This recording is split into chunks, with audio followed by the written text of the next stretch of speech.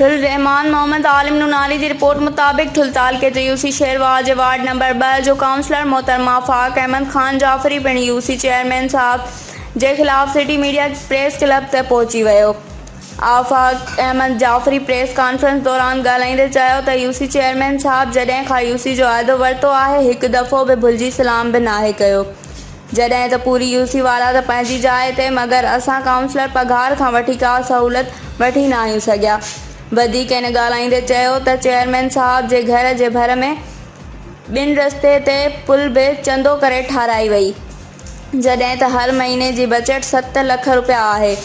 ही हाणे इहा बजट 12 लख रुपया कई वई आहे, मगर सभु कुझु सियासी माण्हुनि में वॾेरो भोतारण लाइ आहे। वधीक कॉन्फ्रेंस आफाक अहमद जाफरी ज़िले चेयरमैन ताहिर खान खोसो ऐं बिलावल भुट्टो ज़रदारी खां मुतालबो कयो त नोटिस वठी चेयरमैन खे हटाए को ईमानदार ऐं अवाम जी ख़िदमत करण वारो माण्हू मुक़ररु करे वठो।